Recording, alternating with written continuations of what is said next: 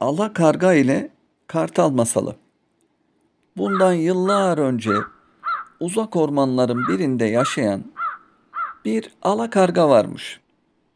Bu alakarga artık yavruluktan çıkmış, büyümüş, serpilmiş, yetişkin bir karga olmuş. Ve artık yetişkin bir karga olduğu için de kendi kendine ormanı geziyor. Hem ormanı hem de ormanda yaşayan hayvanları tanımaya çalışıyormuş. Günlerden bir gün heybetli kartalla karşılaşmış.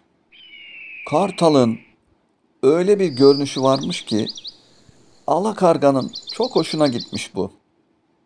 Kartalın yükseklerde bulunan yuvasını da pek sevmiş alakarga. Günlerden bir gün yine alakarga kartalı uzaktan seyrediyormuş. O sırada hiçbir şeyden haberi olmayan küçük çoban da koyunlarını otlatıyormuş. Bizim heybetli kartal karşı taraftan havalanmış, sürüye doğru süzülmüş ve güçlü pençeleriyle bir kuzuyu kaptığı gibi alıp götürmüş. Küçük çoban peşinden koşmuş ama nafile. Kartal kuzuyu kaptığı gibi uçup gitmiş.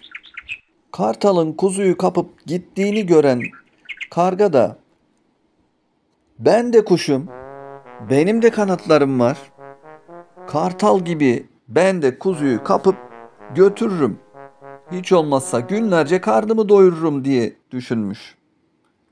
Bunun üstüne alakarga kendinden emin bir şekilde kanatlarını çırpıp havalanmış, sürüye doğru süzülmüş ve bir koçun üzerine konmuş. Kendi aklınca koçu kaldırıp götürecekmiş. Ama zavallı karganın gücü koçu kaldırıp götürmeye yetmemiş. Üstelik tırnakları da koçun yünlerine takılmış, dolaşmış. Alakarga koçun üzerinde çırpınırken küçük çoban durumu fark etmiş. "Yahu alakarga, sana ne oluyor? Kendini kartal mı sandın?" deyip alakargayı tuttuğu gibi kanatlarını bağlayıvermiş ve akşam olunca da evine götürmüş. Çoban köye dönerken de yolda çocuklarla karşılaşmış. Çocuklar elindeki kuşu görünce ona sormuşlar. "Bu kuşun adı nedir?" demişler. Çoban da "Bu kuşun cinsi alakarga. Ama ona sorarsanız ben kartalım" diyor demiş. Unutmayın, yapmasını bilmediğiniz bir işe hiç başlamayın. En iyisi işi işin ustasına bırakmak. Masalımız da burada bitmiş. Gökten 3 elma düşmüş. Biri masalı dinleyenlere, biri işini en iyi yapanlara, biri de masalı anlatana. Keçi ile eşek masalı. Bundan yıllar önce küçük, şirin bir evin yanında bulunan ağılda tavuklar, bir keçi, bir de eşek varmış. Tavuklar kümesinde mutlu mesut yaşarlarmış. Bizim keçi ile eşek de bir ağılı birlikte paylaşıyorlarmış. Olacak bu ya, bizim keçinin kıskançlığı tutmuş ve kendi kendine düşünmüş. Eşeğe benden daha iyi bakıyorlar. Onu benden daha iyi yediriyorlar diyerek eşeği kıskanmış. Bir kurnazlık düşünüp eşeğe demiş ki, "Ne olacak senin bu durumun? Bir değirmene koştururlar, bir yük taşırsın, bir de üstüne bu işleri yaparken arada bir kırbacı yersin. Bir gün rahat ettiğin yok. Ben senin yerinde olsam ne yapardım biliyor musun? Bir hendeğin yanından geçerken ayağım takılıp düşmüşüm gibi hop kendimi hendeğin içine atarım. Hiç olmazsa birkaç gün dinlenirim" demiş. Keçinin bu sözüne Hiç düşünüp taşınmadan inanan eşek kendi kendine düşünmüş. Galiba bu keçi haklı. Eğer dediğini yaparsam değirmene gidip koskoca değirmeni çevirmekten, üstüne bir de yük taşımaktan uzun süre kurtulurum. Kendi kendime biraz dinlenirim. Tatil benim de hakkım demiş. Bu işi kafasına koyan eşek ertesi gün toprak yolda giderken bir çukurun içine kendisini hop atıvermiş. Çukurun içinde az da olsa su varmış ama maalesef suyun içindeki taşlar bizim eşeğin vücudunu yara bere içinde bırakmış. Eşeğin sahibi hemen bir veteriner çağırmış. Ondan yardım istemiş. Veteriner gelip eşeği muayene ettikten sonra eşek nasıl bu hale geldi bilmiyorum. Durumu çok kötü. Ama çaresiz değil. Düştüğü durumun tek çaresi bir keçi ciğeri bulup kaynatacaksın. Daha sonra kaynattığın bu keçi ciğerinin suyunu eşeğe içireceksin. İyileştirmenin tek yolu bu demiş. Çaresiz çiftçi de kendi kendine düşünmüş. Bütün işlerinde ona yardımcı olan eşeğini mi yoksa hiçbir işe yaramayıp sadece yem ot yiyip semiren keçisini mi düşünmeli? Ve çiftçi kararını vermiş. Tabii ki bütün işlerinde ona yardımcı olan eşeğini seçmiş. Eşeği kıskanıp kurnazlık yaparak eşekten kurtulmaya çalışan keçi kıskançlığının kurbanı olmuş. Kıskançlık böyledir işte.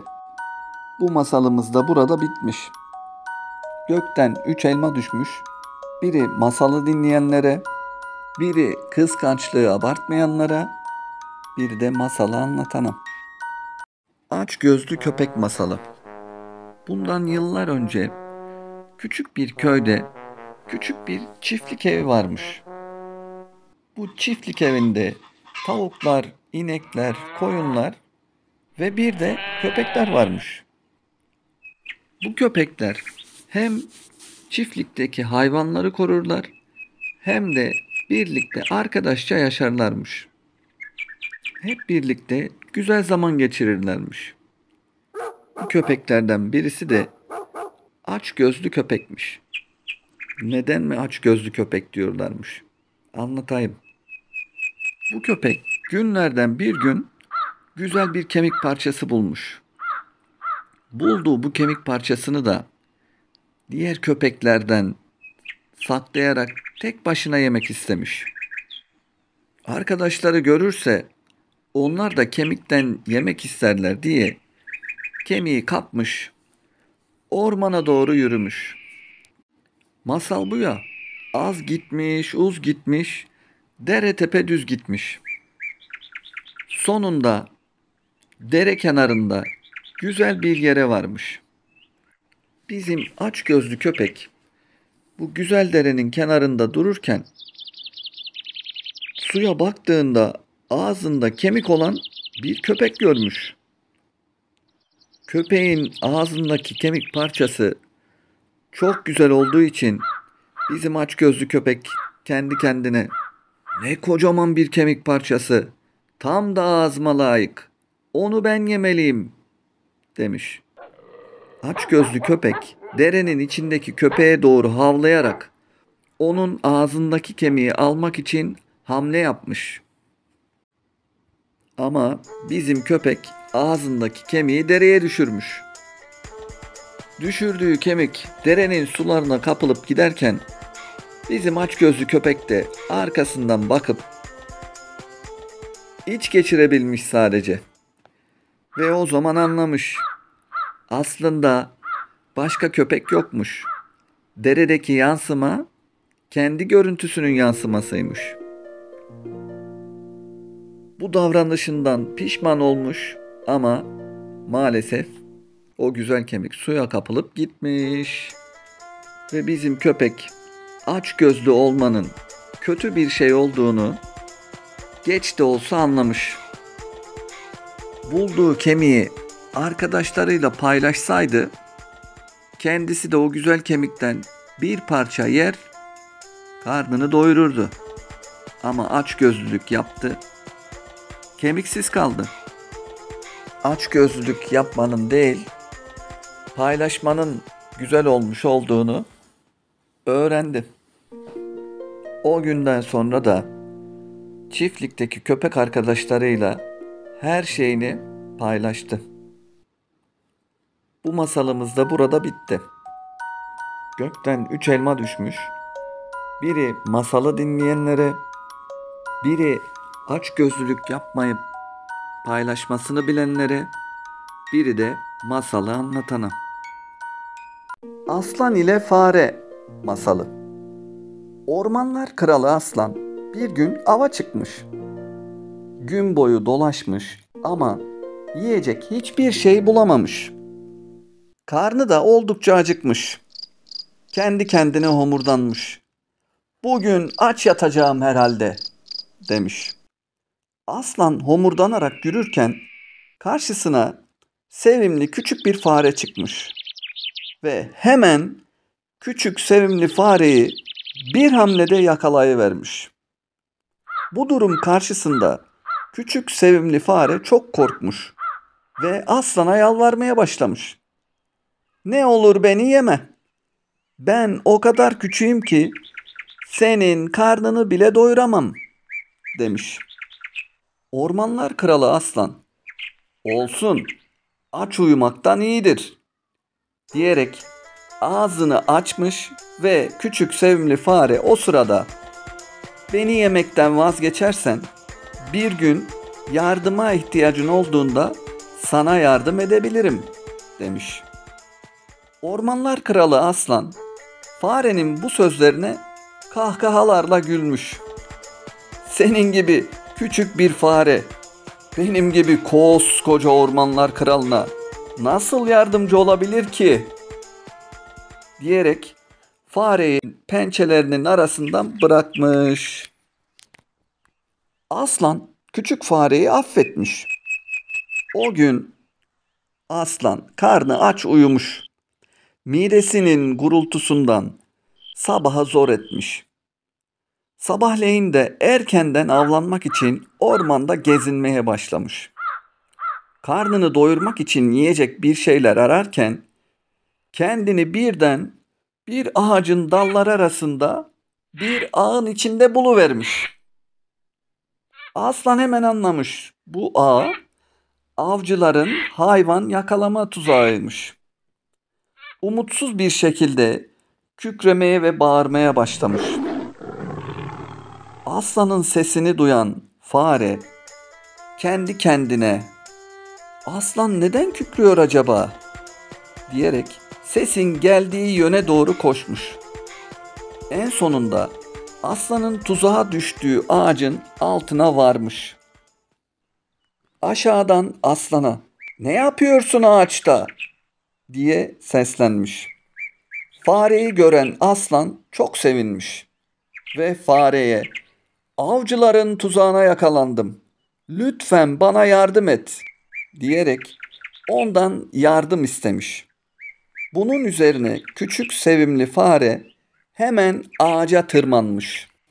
Ağın bulunduğu dala gelen fare hızlı bir şekilde ipleri kemirmeye başlamış. Sonunda aslanın çıkacağı kadar bir delik açmış. Aslan ağdan kurtulup aşağıya atlamış. Kurtulduğu için çok sevinen aslan sevimli fareye teşekkür etmiş ve ona, "Bundan sonra en iyi dostum sensin. Zor duruma düştüğünde beni çağır, koşar gelirim," demiş. Ormanlar kralı aslan o günden sonra hiç kimseyi görünüşünden dolayı küçümsememiş. Küçük sevimli fare ile de çok iyi dost olmuşlar. Siz olun, hiç kimsenin yapabileceği işleri küçümsemeyin. Yapılan iyiliklerin de mutlaka karşılığının olacağını unutmayın. Bu masalımız da burada bitmiş. Gökten 3 elma düşmüş. Biri masalı dinleyenlere, Biri iyilik yapanlara, biri de masalı anlatana. Tilki ile Üzümler masalı. Bundan yıllar önce güzel bir ormanda yaşayan, kurnazlığıyla ün salmış bir tilki varmış. Bu tilki her gün ne yapar eder bir türlü karnını doyururmuş. Günlerden bir gün tilki kalkmış, karnını doyurmak için önce yakınlardaki tavuk kümesine gitmiş. Ama çiftçinin köpeğinden dolayı tavuk kümesine girememiş ve oradan dönüp tekrar ormana gelmiş. Bu sırada aklına sudaki ördekler gelmiş. Hemen ördeklerin yuvalarına doğru yol almış. Oraya gitmesine ama ördekler birlik olup bizim tilkiden uzaklaşmışlar. Kurnazlığıyla övünen tilki çok acıkmış. Neredeyse açlıktan kımıldayacak hali kalmamış. Ormanda uzun süre dolaşmasına rağmen bir av bulamayan tilki öğle yemeğinde ne yiyeceğini düşünüyormuş. Bu arada birden aklına daha önce ormanda gördüğü ağacın dallarındaki üzümler gelmiş. Üzümler o kadar güzelmiş ki mor ve sulu suluymuş. Tilki kendi kendine daha yepyeni olgunlaşmışlardı. Gideyim de bir bakayım şunlara. Eğer olgunlaşmışlarsa bir güzel karnımı doyururum demiş. Kendine güzel bir ziyafet çekmek için doğruca üzümlerin olduğu ağaca doğru gitmiş. Üzümlerin olduğu ağaca doğru geldiğinde üzümleri görünce daha da bir iştahlanmış. Ne kadar olgun, ne kadar sulu üzümler. Böylesini hiç görmemiştim diye düşünmüş. Sonra gözüne iri bir üzüm salkımı kestirmiş ve yukarıya doğru zıplayıp salkımı almaya çalışmış. Ama ne yaptıysa ne ettiyse salkımı bir türlü alamamış. Üzüm biraz yüksekte herhalde deyip tekrar zıplamış. Ama yine de salkıma ulaşamamış. Açlıktan çok bitap düşmüş olan tilki üzüm almak için hoplamaktan, zıplamaktan çok yorulmuş. Üzümlere yetişemeyeceğini anlayınca da o üzümler de zaten daha tam yetmemişti. Korktu deyip kendi kendine teselli vermiş ve oradan uzaklaşıp ormanın içinde yürümüş gitmiş. Tıpkı tilkinin durumunda olduğu gibi insanlar da elde edemedikleri şeyleri kötülerler. Çünkü bu onlar için çok kolaydır. Umarım sizler de tilki ile aynı duruma düştüğünüzde pes edip gitmezsiniz. Masalımız da burada bitmiş. Gökten 3 elma düşmüş. Biri masalı dinleyenlere, biri pes etmeyenlere, biri de masalı anlatana. Tarla kuşu ile yavruları masalı. Bir zamanlar bir tarla kuşu varmış. Adından da anlaşılabileceği gibi bu tarla kuşu yuvasını tarlalara yaparmış. Bizim bahsedeceğimiz tarla kuşu da yuvasını bir buğday tarlasına yapmış. Bu yuvasına yumurtladığı 3 yumurtayı kuluçkaya atarak yavrularını dünyaya getirmiş. Ve onları en güzel şekilde yetiştirmeye çalışmış. Bir süre geçtikten sonra tarladaki buğday başakları olgunlaşıp sararmaya başlamış. Yavrularının henüz uçma öğrenememiş olması tarla kuşunu çok üzüyormuş.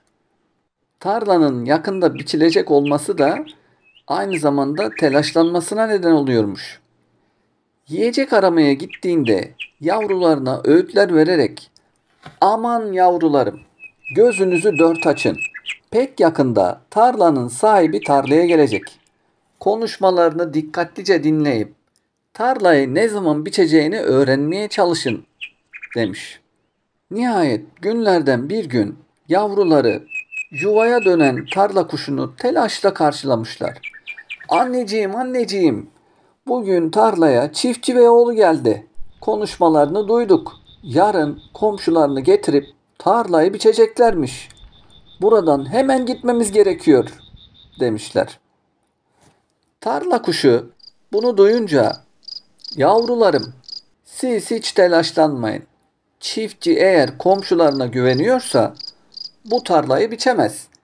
Bizim de buradan ayrılmaya daha zamanımız var demektir, demiş. Ertesi gün tekrar yiyecek aramaya çıkan tarla kuşu yavrularına yine aynı şekilde öğütler vermiş.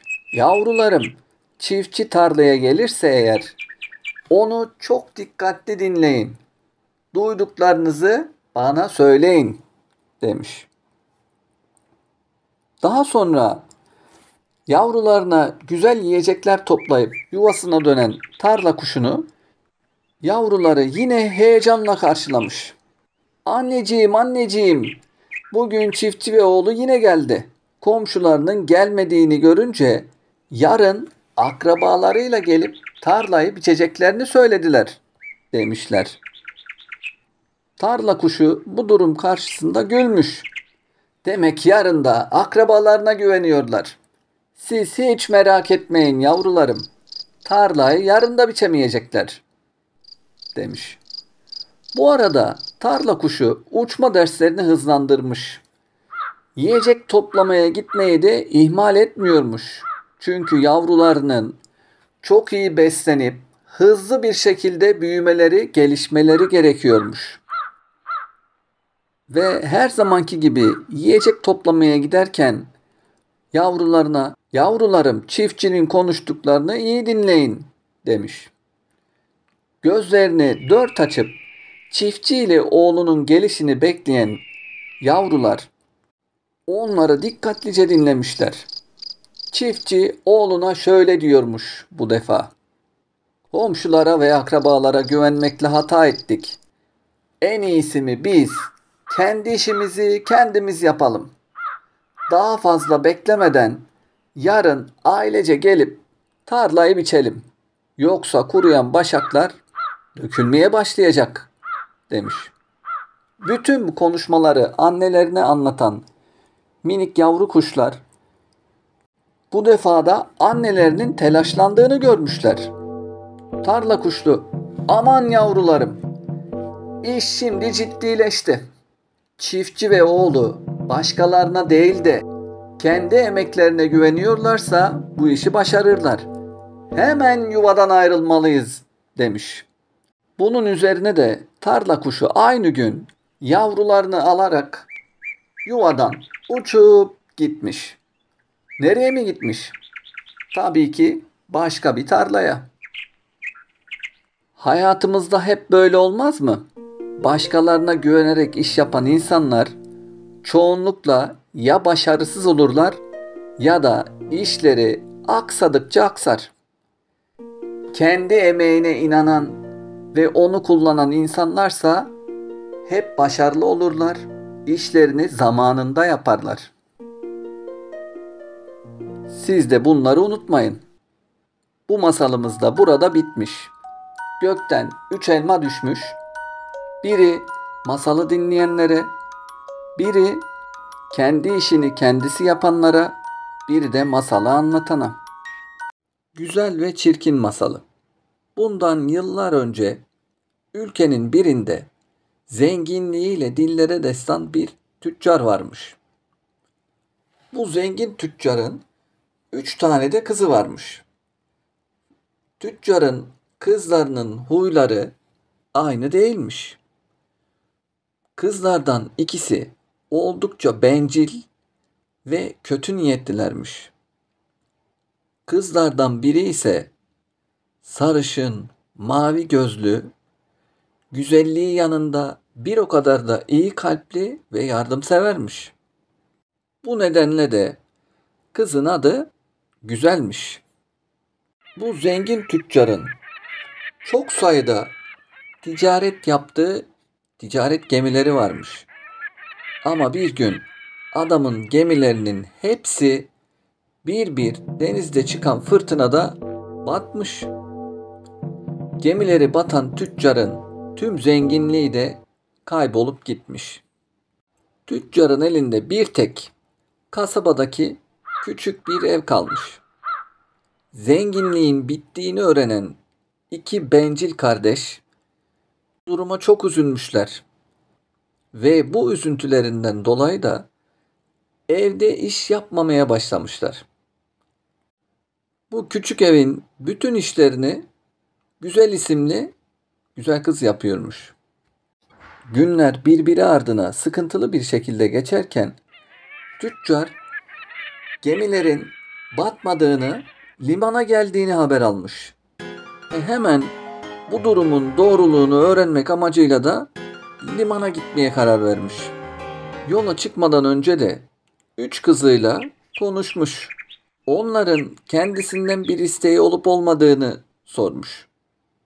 Bunun karşılığında da iki bencil kız kendisinden altın, gümüş, elmas takılar istemişler.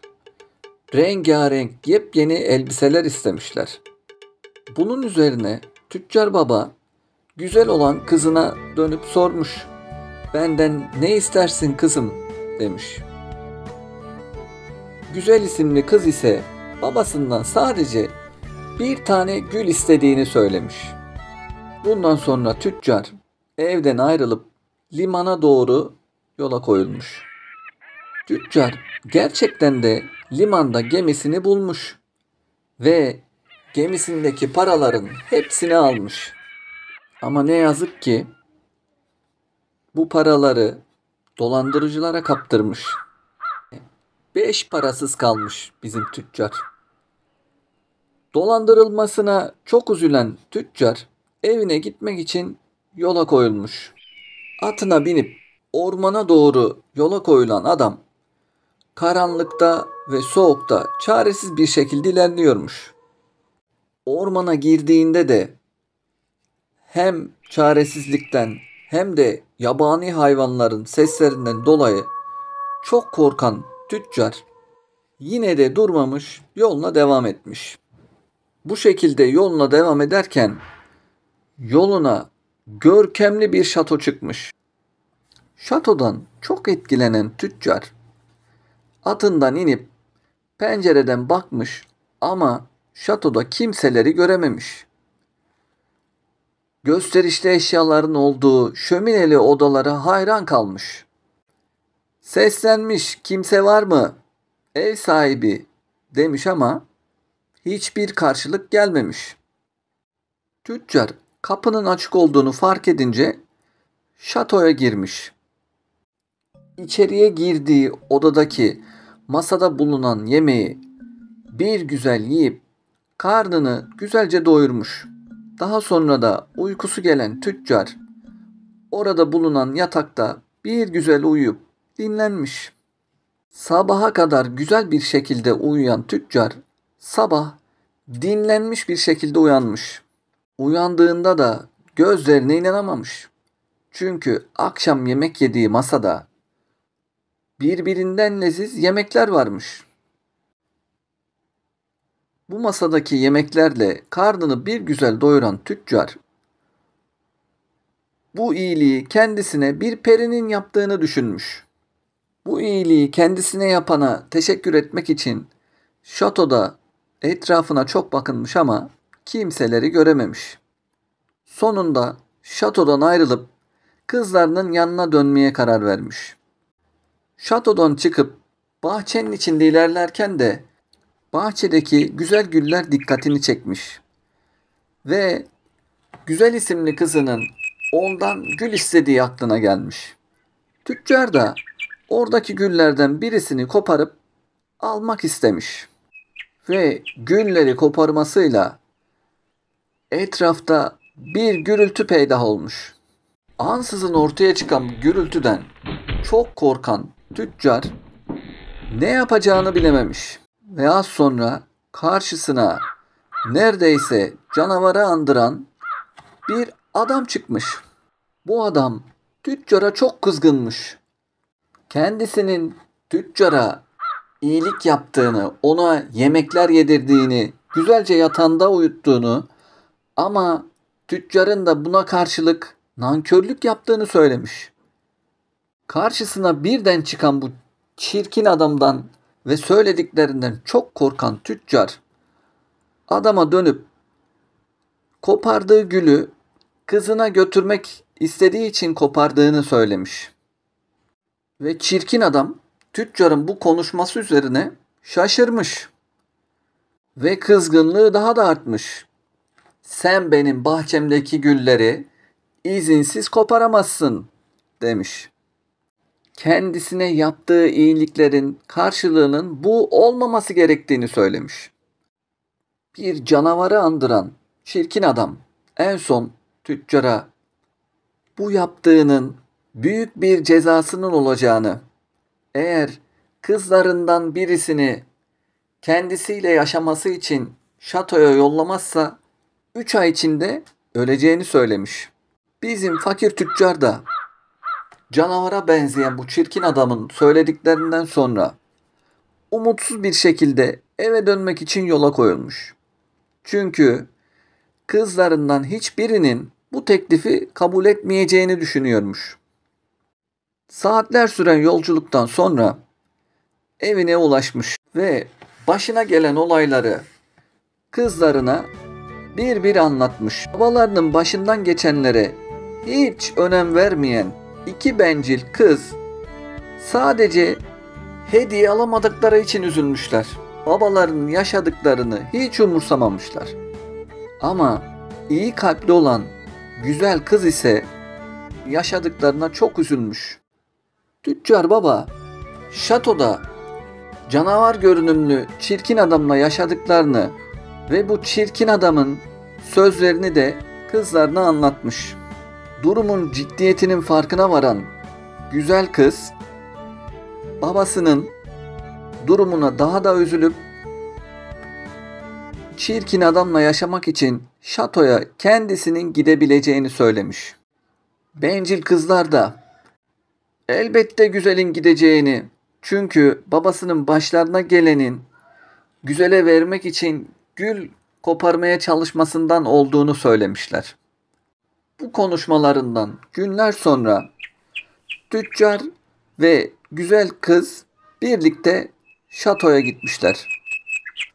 Baba kız şatoya gittiklerinde her şeyin 3 ay öncesindeki gibi olduğunu, etrafta yine hiç kimselerin olmadığını görmüşler. Kendileri için hazırlanmış olan masaya oturup bir güzel karınlarını doyurmuşlar.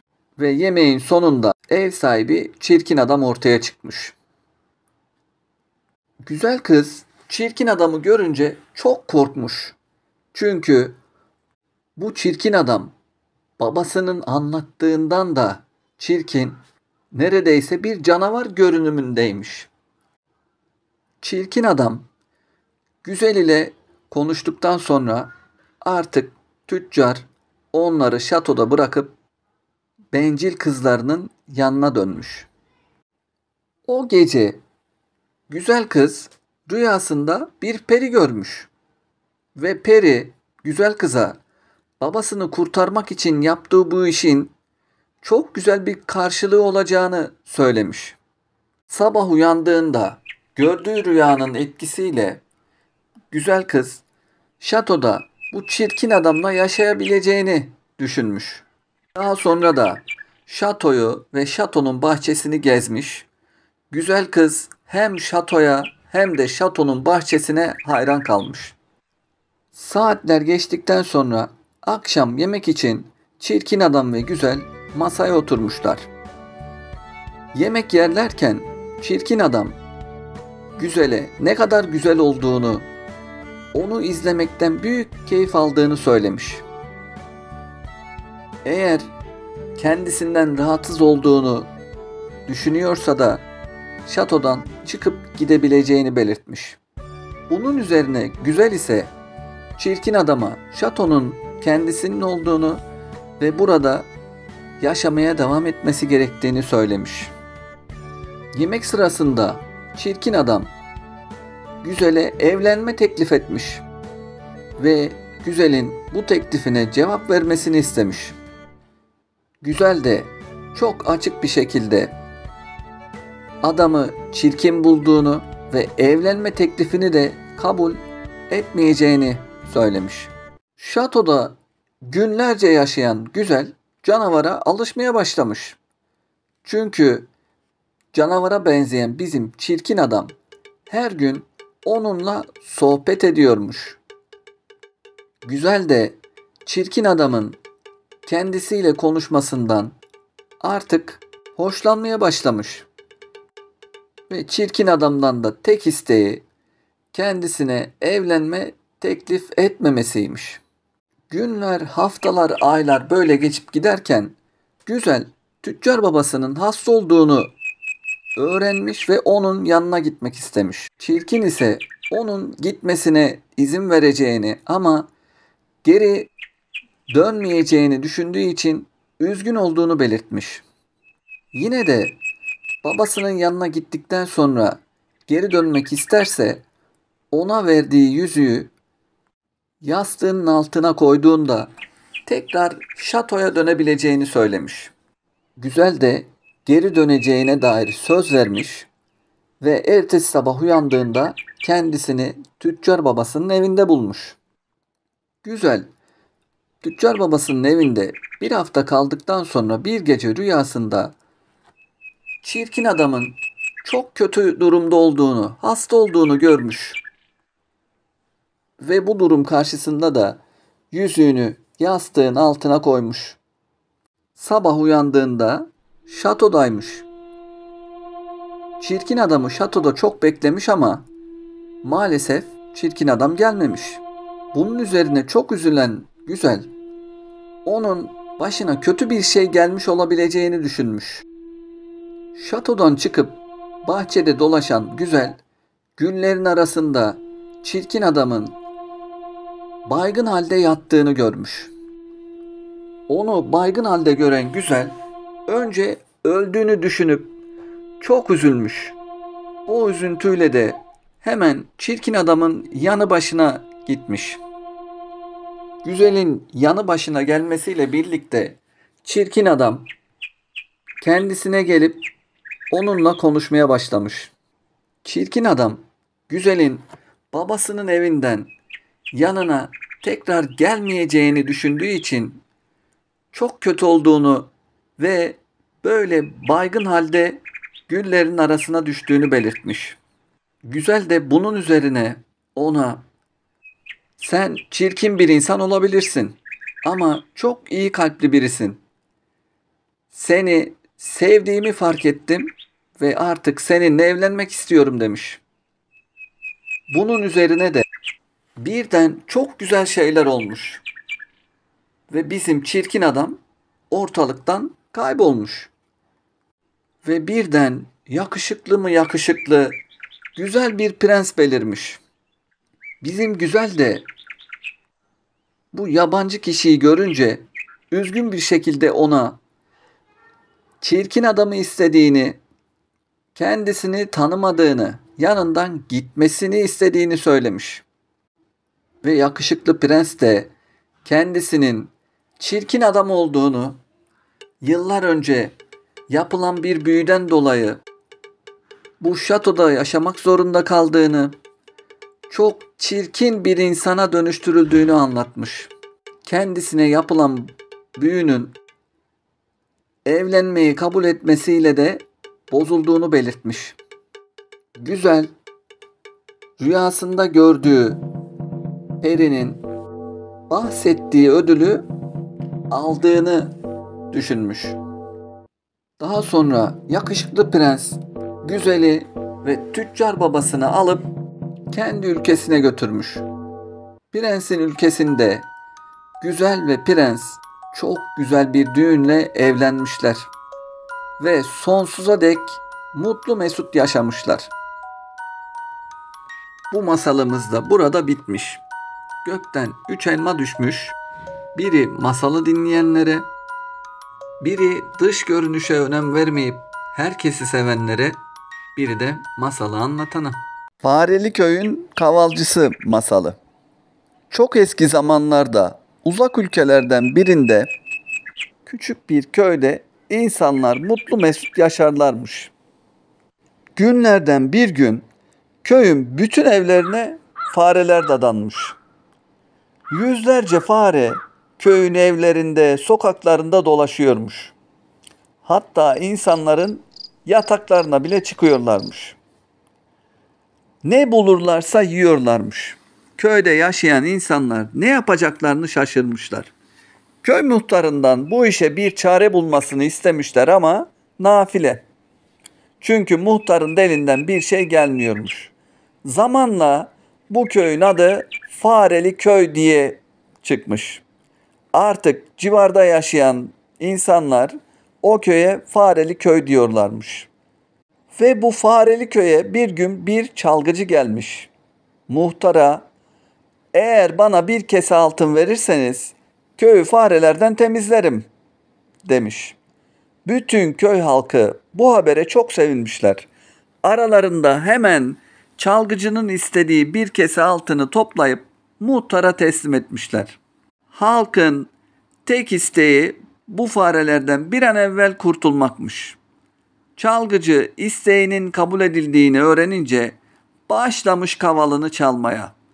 Kavaldan öyle tatlı, öyle güzel sesler çıkıyormuş ki fareler saklandıkları yerlerden akın akın çıkarak bizim çalgıcının yanına geliyorlarmış.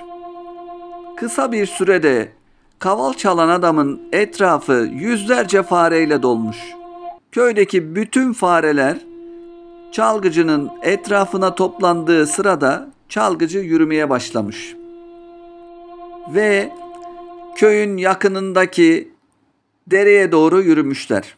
Çalgıcı önde kavalını üflüyor, fareler de peşinden tıpış tıpış yürüyorlarmış. Çalgıcı dere kenarına gelince suyun içine yürümüş, fareler de peşi sıra suya girmişler. Derede o kadar çok su varmış ki çalgıcı karşı kıyıya geçene kadar fareler suya kapılıp birer birer gitmişler. Farelerin her biri derenin sürüklemesiyle ormanın çok uzak yerlerine, asıl yaşayacakları yuvalara doğru gitmişler. Ve bizim kaval çalan adam hemen köye dönmüş. Köye dönerken de çok sevinçliymiş. Çünkü yaptığı işten dolayı ödülünü, yani bir kese altınını alacakmış. Bir kese altınımı alırım, bu altınlarla şehre gider işimi kurarım. Ben de zengin insanlar arasına katılır ve rahat bir hayat yaşarım diye düşünmüş. Bu düşüncelerle de muhtarın yanına varmış. Muhtardan ödülünü istemiş. Ama bizim muhtar maalesef ona demiş ki, nasıl olsa farelerden kurtulduk.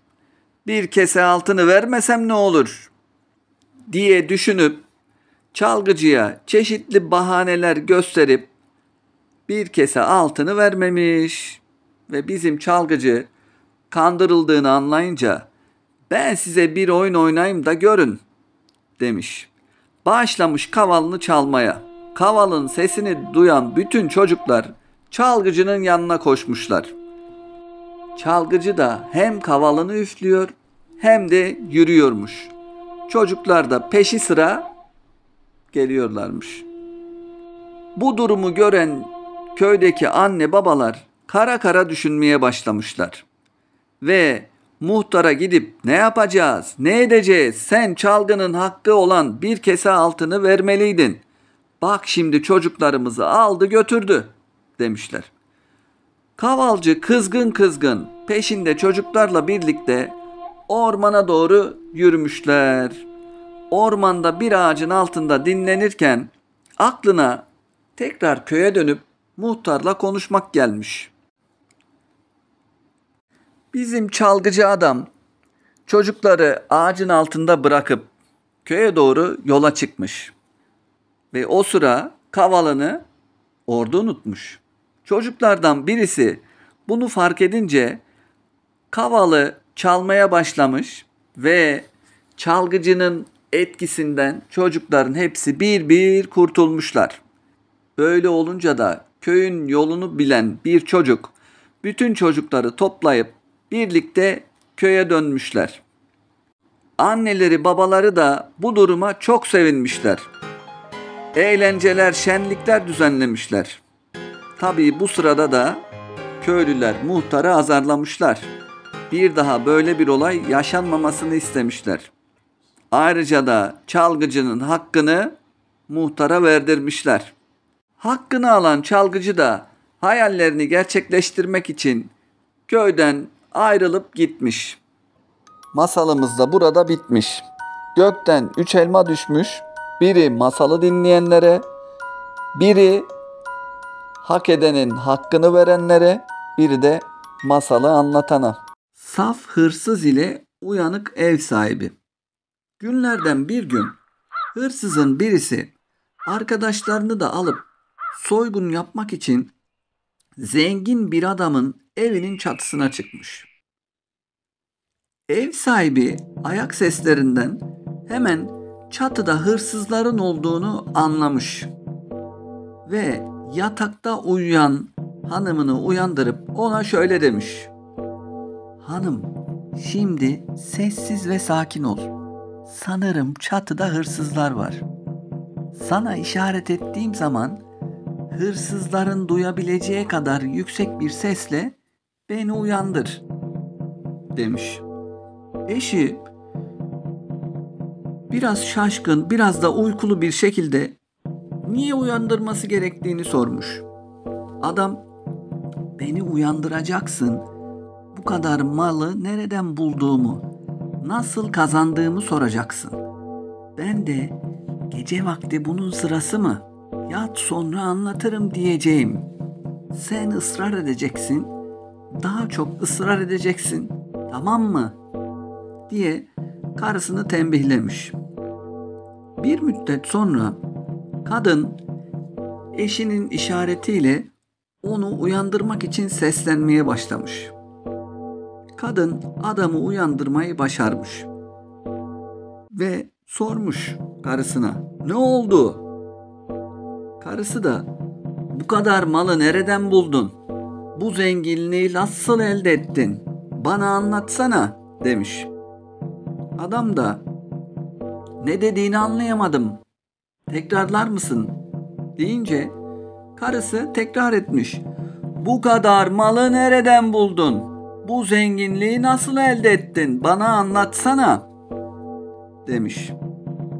Adam da karısına, "Gece vakti bunun sırası mı? Yatalım uyuyalım. Ben sana yarın anlatırım," demiş. Ama anlaştıkları gibi karısı anlatması için çok ısrar etmiş. Adam da yüksek bir sesle, "Hırsızlıktan buldum. Nasıl olacak ki?" demiş. Bu arada çatıdaki hırsızlar adamın konuşmasına kulak kesilmişler. Adam onların kendilerini dinlediklerini bildiği için anlatmaya devam etmiş. "Gençlik çağımda mehtaplı gecelerde arkadaşlarla zengin insanların evlerinin çatısına çıkardım.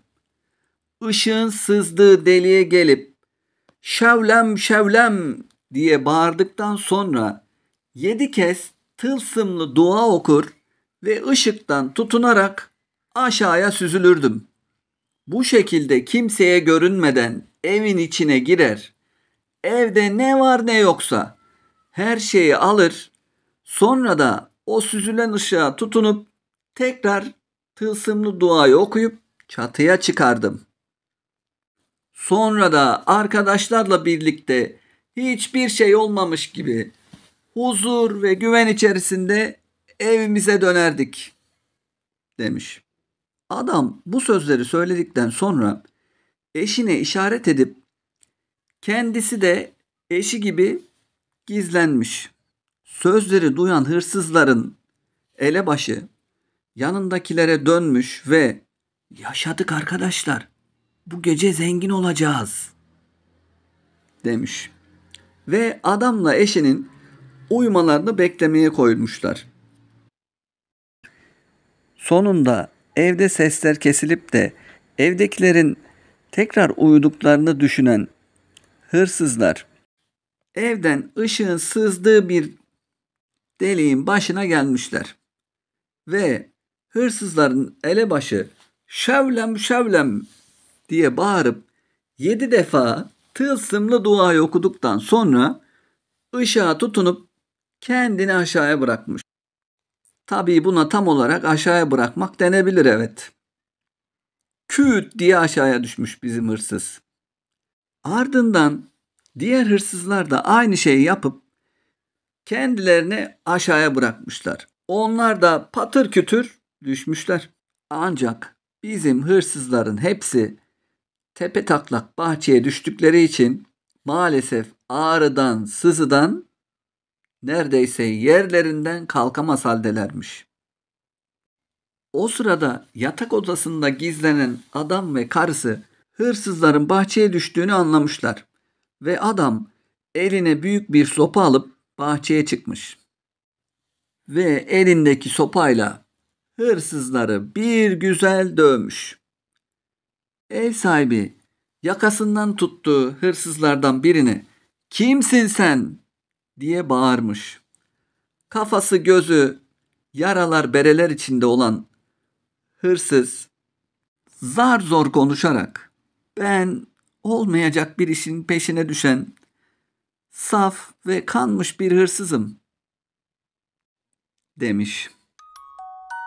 Bu masalımız da burada bitmiş. Gökten 3 elma düşmüş. Biri masalı dinleyenlere, biri iyi insanlara, biri de masalı anlatana. Rapunzel masalı. Bir zamanlar uzak ülkelerin birinde bir karı koca yaşarmış. Bu karı kocanın çocukları yokmuş ama bir kız çocuğu sahibi olmayı çok istiyorlarmış. Aradan çok uzun bir zaman geçmemiş ki kadın bir bebek beklediğini fark etmiş.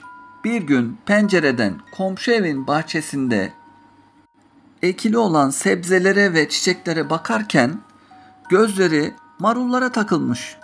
O anda adeta büyülenmişçesine o marulları yemekten başka bir şey düşünemez olmuş.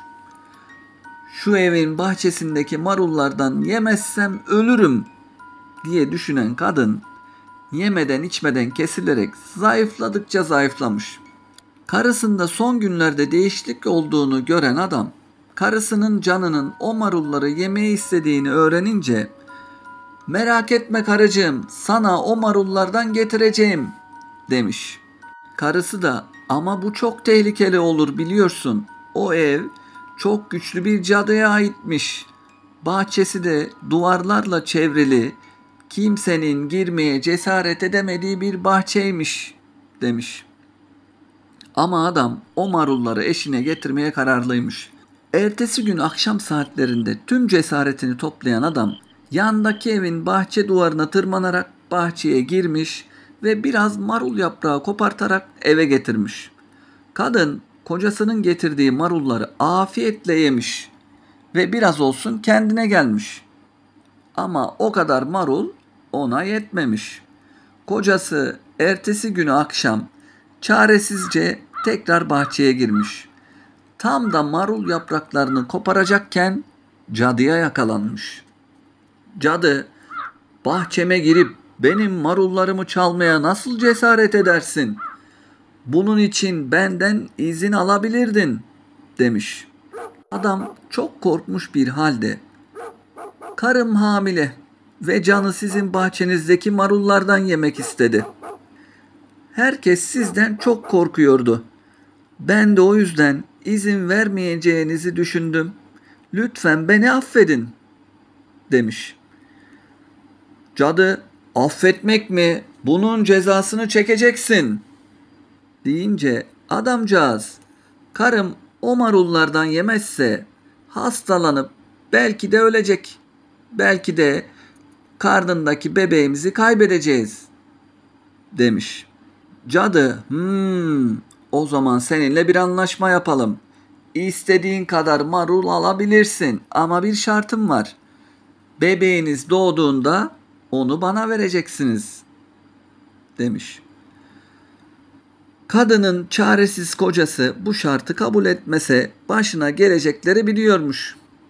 Nasıl olsa bir yolunu bulurum, doğacak çocuğumu ona vermem diye düşünerek cadının isteğini kabul etmiş. Aradan birkaç ay gibi bir süre geçtikten sonra ailenin güzel mi güzel bir kız bebekleri olmuş. Onun adını da Rapunzel koymuşlar. Aradan birkaç yıl geçtikten sonra adamın çocuğu getirmediğini gören cadı hemen onların evine giderek Rapunzel'i aileden zorla almış.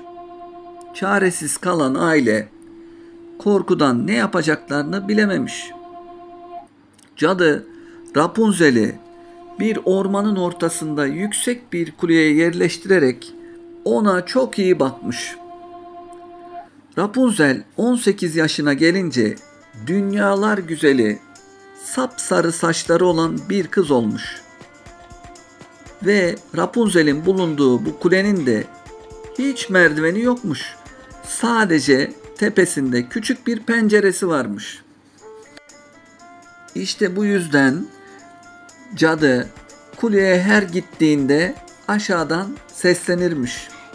Rapunzel, Rapunzel, uzat altın sarısı saçlarını, ben geldim dermiş. Rapunzel de uzun örgülü saçlarını pencereden uzatır. Cadı onun saçlarına tutuna tutuna kuleye tırmanırmış. Günlerden bir gün avlanmak için ormanda dolaşan bir prens şarkı söyleyen Rapunzel'in sesini duymuş. Ne kadar da güzel bir ses bu diye düşünerek hemen atını sesin geldiği yöne doğru sürmüş. Rapunzel'in yaşadığı kulenin önüne varınca kuleye tırmanmak için etrafına bakınmış. Ne merdiven ne de başka bir şey varmış. O güzel sesin büyüsüne kapılan prens her gün kulenin altına gelip yukarı çıkmak için çareler düşünmeye başlamış.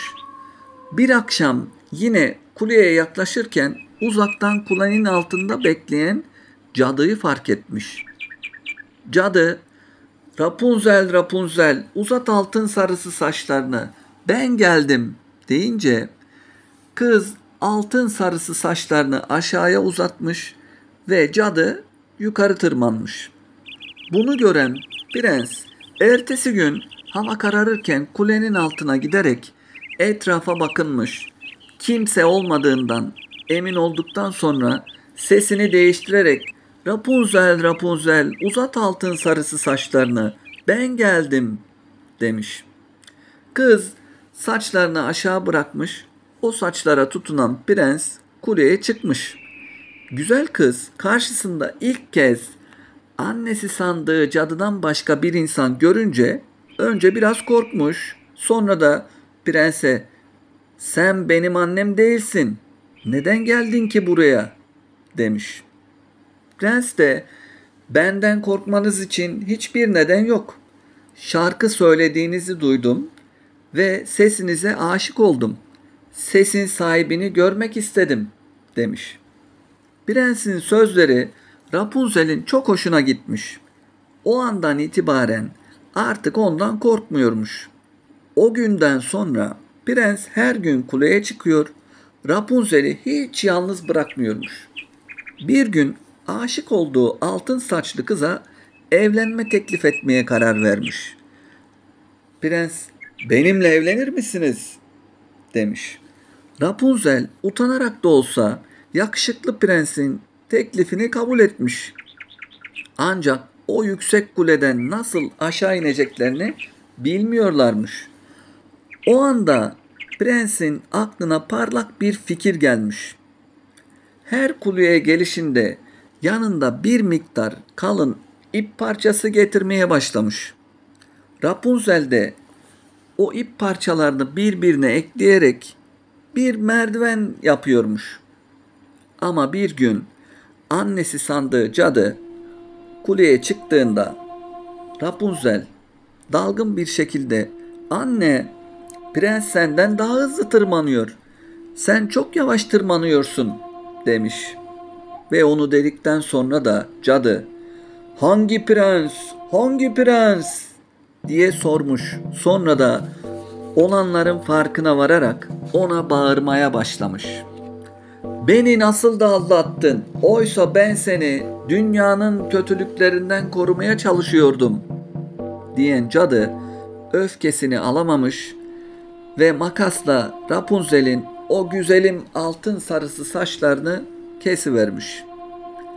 Sonrasında da Rapunzel'i ceza olarak çok uzaklardaki bir çöle göndermiş. O gece cadı prensin gelmesini beklemiş. Prens geldiğinde ben geldim uzat o altın sarısı saçlarını dediğinde cadı Rapunzel'in kestiği saç örgüsünü uzatmış aşağıya. Prens başına geleceklerden habersiz bir şekilde yukarı tırmanmış. Kuleye çıkınca cadıyla karşılaşan prens sevdiği kızın başına kötü bir şeyler geldiğini hemen anlamış. Cadı onun üstüne doğru yürüyünce geriye doğru çekilen prens kulenin penceresinden aşağıya düşmüş. Kulenin altındaki çalılar sayesinde hayatta kalmaya başarmış ama çalıların dikenleri gözlerine battığı için maalesef prens hiçbir şey göremez olmuş. Gözleri kör olmuş. Prens gözleri kör bir halde kaybettiği sevgilisi için gözyaşları döke döke ormanda dolaşıp durmuş. Ormanda bulduğu bitkiler ve yabani meyveler, sebzelerle karnını doyurmuş. O kadar uzun yollar yürümüş ki sonunda bir gün Rapunzel'in yaşadığı çöle varmış. Ve o anda çölde şarkı söyleyen birinin sesini duymuş. Sesi de duyar duymaz onun Rapunzel olduğunu anlamış. Prens hemen şarkı söyleyen sese doğru hızlı adımlarla yürümeye başlamış. Bir yandan da sesleniyormuş. Rapunzel neredesin? Rapunzel prensin sesini hemen tanıyıvermiş. O da prense doğru koşmaya başlamış. Sonunda birbirlerine kavuşmuşlar. Birbirlerine sarılarak mutluluk gözyaşları dökmüşler.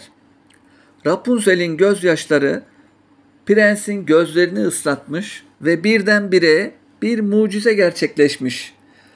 Prensin kör olan gözleri açılmış. Prens artık görüyormuş. İkisi sevinçle yola koyulmuşlar ve prensin ülkesine gitmişler. Oradaki halk onları sevinçle karşılamış. Prens ve Rapunzel hemen evlenmişler. Güzel bir sarayda yaşamaya başlamışlar. Ve bir ömür boyu mutlu olmuşlar. Bu masalımız da burada bitmiş. Gökten 3 elma düşmüş. Biri masalı dinleyenlere, biri Rapunzel'lere ve yakışıklı prenslere, biri de masalı anlatana. Lütfen kanalıma abone olmayı ve videoyu beğenmeyi unutma.